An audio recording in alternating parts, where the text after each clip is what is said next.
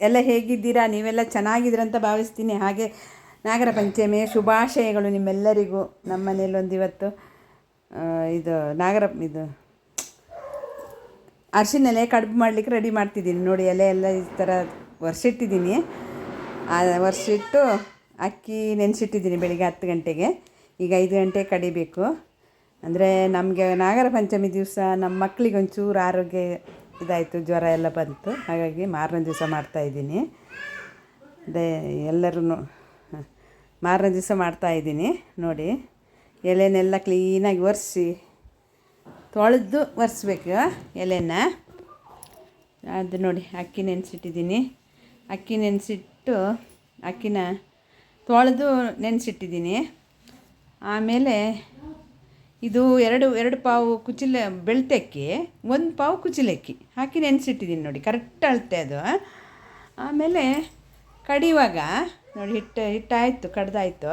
ಕಡಿಯುವಾಗ 1 ಕಡಿ ಕಾಯಿ ಹಾಕಬೇಕು. ಆಮೇಲೆ ರುಚಿಗೆ ಉಪ್ಪು ಹಾಕಬೇಕು. 2 ಚಮಚ ಸಕ್ಕರೆ ಹಾಕಬೇಕು. ತುಂಬ ರುಚಿ ಬರುತ್ತೆ ಹಿಟ್ಟು. ಇದು ನೋಡಿ, ಇಷ್ಟು ಚೆನ್ನಾಗಿರುತ್ತೆ. ಈಗ ಬೆಲ್ಲದ ಪಾಕ ಮತ್ತು ಕೊಬ್ಬರಿನೂ ಬೆಲ್ಲನ ಪಾಕ ಮಾಡ್ತಾಯಿದ್ದೀನಿ. ನೋಡಿ, ಅದು ಒಳ್ಳೆ ಟೇಸ್ಟ್ ಕೊಡುತ್ತೆ. ನೋಡಿ, ಈ ಥರ ಪಾಕ ಆಗ್ತಾಯಿದೆ ನೋಡಿ. ಪಾಕ ಮಾಡಿ ಚೆನ್ನಾಗಿ ಪಾಕ ಮಾಡಿದ್ದೀನಿ. ಆಗ್ತಾಯಿದೆ ಫ್ರೆಂಡ್ಸ್. ನೋಡಿ, ಮತ್ತು ತುಂಬ ರುಚಿಯಾಗುತ್ತೆ ಈ ಥರ ಮಾಡಿದ್ರೂ. ಕಾಯಿ ಮತ್ತು ಬೆಲ್ಲ ಹಾಕಿದರೆ ಸ್ವಲ್ಪ ನೀರಲ್ಲಿ ಇಳಿದು ಹೋಗುತ್ತೆ. ಇದು ಇಳಿದು ಹೋಗಲ್ಲ. ಮತ್ತು ಕುಚ್ಚಲಕ್ಕಿ 1 ಪಾವು ಹಾಕಲೇಬೇಕು. ನೋಡಿ, ಈ ಥರ ಬರುತ್ತೆ ಹಿಟ್ಟು. ಇದಕ್ಕೆ ನೋಡಿ, ಈ ಥರ ಇದು ಕೈಯಲ್ಲಿ ನಾವು ಈ ಥರ ಮಾಡಬೇಕು. ತುಂಬ ತೆಳು ಮಾಡಿ ಚೆನ್ನಾಗಿ ಮಾಡಬೇಕು.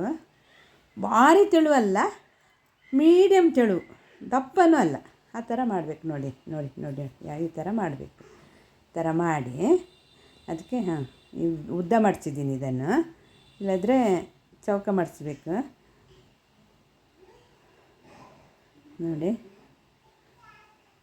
ವಿಡಿಯೋ ನೋಡಿ ನಿಮ್ಗೆ ಇಷ್ಟ ಆದರೆ ನೀವು ಲೈಕ್ ಕೊಡಿ. ಹಾಗೆ ಒಂದು ಕಮೆಂಟ್ ಮಾಡಿ, ಬೆಲ್ ಐಕನನ್ನು ಒತ್ತಿ.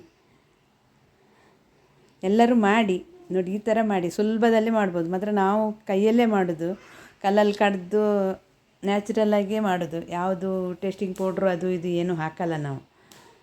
ಯಾವುದನ್ನು ಇದು ಮಾಡಲ್ಲ. ಎಷ್ಟು ರುಚಿ ಬರಬೇಕೋ ಅಷ್ಟನ್ನು ನಾವು ಇದು ಪಾಕ ಮಾಡುವಾಗ, ಅಕ್ಕಿಯಲ್ಲಿ ಕಡಿಯುವಾಗ ಎಲ್ಲ ರುಚಿ ಬರುವಾಗೆ ಮಾಡಬೇಕು. ಸುಮಾರು ಟೈಮ್ ತಗೊಳ್ತದೆ, ಆದರೂ ಪರವಾಗಿಲ್ಲ. ನೋಡಿ, ಈ ಥರ ನೋಡಿ, ಈ ಥರ ಹಾಕಬೇಕು. ನಮ್ಮ ಮನೇಲಿ ಹಿತ್ತಲಲ್ಲೇ ಎಲೆ ಇತ್ತು. ಒಂದು 10-15 ಎಲೆ ಇತ್ತು, ನೆಟ್ಟಿದ್ದೀನಿ. ಅದರಲ್ಲೇ ಒಂದು 10-15 ಎಲೆ ಸಿಕ್ಕಿದೆ. ನಮಗೆ ಸಾಕು, ನಮ್ಮ ಮನೆಗೆ ಸಾಕು. ಅಷ್ಟು ಮಾಡಿದ್ದೀನಿ, ಅಷ್ಟು ಎಲೆಯಲ್ಲಿ. ನೋಡಿ, ಈ ಥರ ಆ ಥರ ಯಾವ ಥರ ಮಡಿಸಿದ್ರೂ ಇದು ಹೂರಣ ಹೊರಗೆ ಹೋಗಲ್ಲ. ಇಲ್ಲಾಂದರೆ ಏನಾಗುತ್ತೆ ಒಂದೊಂದು ಸಲ ನೀರಾದರೆ ಹಿಟ್ಟು, ಅದ್ರದ್ದು ಬೆಲ್ಲ ಮತ್ತು ಕಾಯಿ ಹಾಕಿದ್ದು ಹೂರಣ ಉಂಟಲ್ಲ, ಅದು ನೀರಾಗಿ ಪಾತ್ರದೊಳಗೆ ಹೋಗುತ್ತೆ, ಇಡ್ಲಿ ಪಾತ್ರದೊಳಗೆ. ನೋಡಿ, ಆ ಎಲೆದು ತೊಟ್ಟು ಉಂಟು ನೋಡಿ, ಆ ತಟ್ಟೆ ಒಳಗಿಟ್ಟು ಬೇಯಕ್ಕೆ ಇಟ್ಟಿದ್ದೀನಿ. ತಟ್ಟೆ ಇಡಬೇಕು. ಒಂದು ತಟ್ಟೆ ಇಟ್ಟು ಅರಿಶಿನದ ಕಡುಬನ್ನ ಇಡಬೇಕು. ಆ ಎಲೆ ತೊಟ್ಟಿಟ್ಟು ತುಂಬ ಪರಿಮಳ ಬರ್ತದೆ. ನೋಡಿ, ಈ ಥರ ಆಗಿದೆ. ಬೇಯಕ್ಕೆ ಇಡ್ತಾಯಿದ್ದೀನಿ. ತುಂಬ ಚೆನ್ನಾಗಾಗುತ್ತೆ. ರುಚಿನೂ ಅಷ್ಟೇ ಚೆನ್ನಾಗಿದೆ. ನಮಗೆ ನಾಗರ ಪಂಚಮಿಗೆ ಇದು ಊರಿಗೆ ತನೂ ಹಾಕ್ಲಿಕ್ಕೆ ಹೋಗಬೇಕಿತ್ತು. ಆಮೇಲೆ ನಮ್ಮ ಮಕ್ಕಳಿಗೆ ಒಂಚೂರು ಆರೋಗ್ಯನೂ ಇದಾಯಿತು. ನೋಡಿ, ಅದಕ್ಕೊಂದು ದೃಷ್ಟಿ ತೆಗಿಬೇಕು. ನೋಡಿ, ಅದು ಯಾವುದೇ ಮಾಡಲಿ ಮನೆಯಲ್ಲಿ ಅದಕ್ಕೆ ದೃಷ್ಟಿ ತೆಗಿಲೇಬೇಕು. ನೋಡಿ, ಈ ಥರ ಕಡುಬು ಬಂದಿದೆ. ನೋಡಿ, ಈ ಥರ ಚೆನ್ನಾಗಿ ಬಂದಿದೆ. ತುಂಬ ಚೆನ್ನಾಗಿ ಬಂದಿದೆ. ನೋಡಿ, ತುಂಬ ಚೆನ್ನಾಗಿ ಬಂದಿದೆ. ನೀವು ಅದೇ ಥರ ಮಾಡಿ ಫ್ರೆಂಡ್ಸ್. ಹಾಗೆ ಇದು ಮನೆಯಲ್ಲೇ ಆದಷ್ಟು ನ್ಯಾಚುರಲ್ ಮಾಡಿ ಎಲ್ಲರೂ ತಿನ್ನುವ ಹಾಗೆ ಮಾಡ್ಕೊಳ್ಳಿ. ಧನ್ಯವಾದಗಳು ಎಲ್ಲರಿಗೂ. ನನ್ನ ಧನ್ಯವಾದ.